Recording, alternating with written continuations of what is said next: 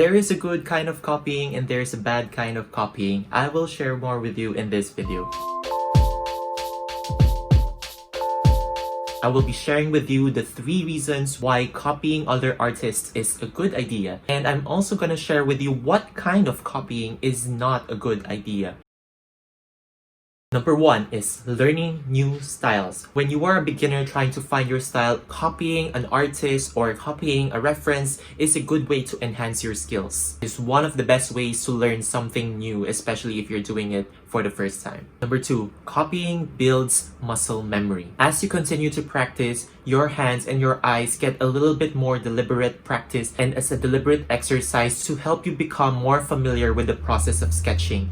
As you try to draw more and copy more of the same style, you will find different shortcuts and different things that will help you make your process a little bit better. And number 3, it also helps you to understand the different shapes, the forms, and the structures of the letters and the illustrations that you are trying to copy from. Through copying from a reference, you're able to slowly figure out how each part contributes to the whole, why certain parts have curves, why certain parts have straight lines. You will begin to understand the nuances to each of these things and slowly understand what the artist is thinking about as they try to create this artwork. Because of this, you are able to figure out better ways and put your own spin to how to do the same thing differently. Artists are often flattered when someone copies their work because it's indication and it's a validation that their skills are being recognized by other people. However, it is not good to share your copied work online or anywhere else, even if you tag the original artist. Sharing your copied work is a no-no. However, a lot of beginners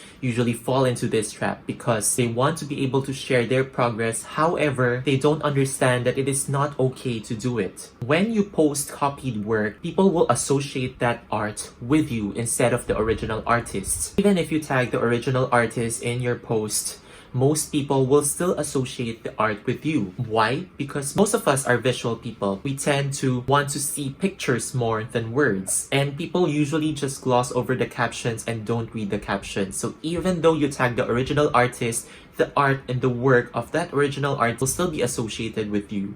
And that is not a good thing. Even if your intention may be good, you want other people to know that this artist exists, it often creates more harm than good by doing this. And so you shouldn't do this. If you are doing this yourself, it's best to stop right now. Earlier, I gave you a few reasons why you should copy from other artists, but now I'm telling you not to copy.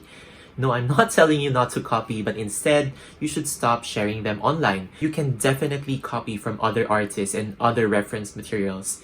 In fact, it is highly recommended to do that in order to learn better and to understand how to draw better. However, this should only be for your personal consumption. What do you do instead? According to a famous artist, Austin Kleon, steal like an artist. You can read his book. It's a very good and it's a very light read, and it's going to help you become more comfortable to take reference and inspiration from a lot of different sources and apply it to your own work as you try to find your style. And I totally recommend that book.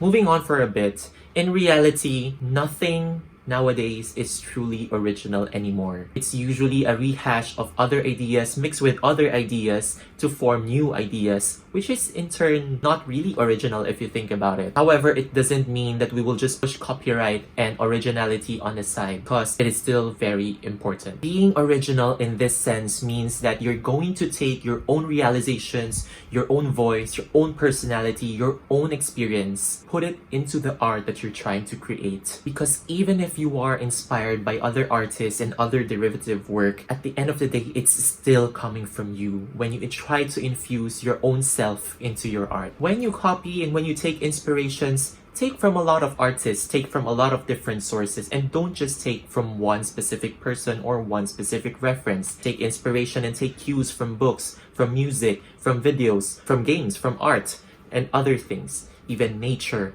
the roads and the buildings, and use all of these inspirations and assimilate them in your mind. It's okay to be inspired by other people and create derivative works. That's quite normal. However, a lot of people often fall into the trap of it being too close to the original. Now, what do you do to not fall into this trap? One tip that I learned from my mentors is that you should be mindful about actively copying.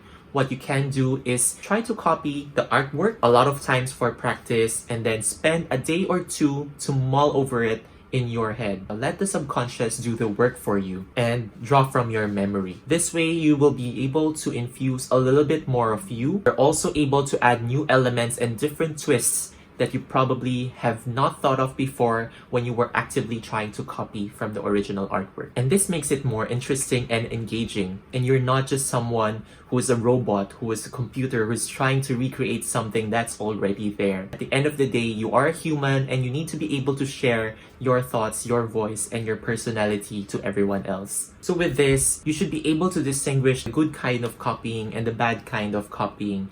And this particular screenshot I'm gonna share with you from Austin Kleon's book pretty much sums it up. There is nothing inherently wrong with copying. However, it's what we do after that makes the difference. Like I said earlier, it is good to copy an experienced artist's work because when you do that, you're also trying to learn from the experiences of this artist and trying to figure out how the artist's brain works. I also did this when I started learning lettering. I traced fonts, I copied from other artists, and I didn't share them online because I was warned by a lot of people who are more experienced than me and some of the earlier mentors that I had that it is not good to do so. I want to share this with you and I don't want you to fall into this trap and actually have other artists sue you for plagiarism and for copying their work. All the other artists that I know of do this too, through their learning phase and through their journey, because it is really one good way to be able to pick something up quite fast. Don't worry, because eventually you will find your own style and become more confident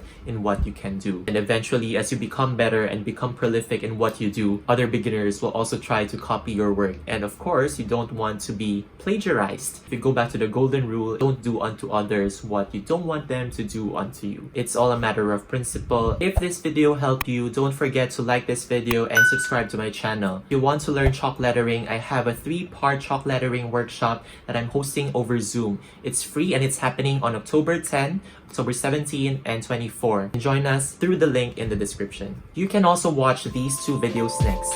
And as always, I will see you in the next video.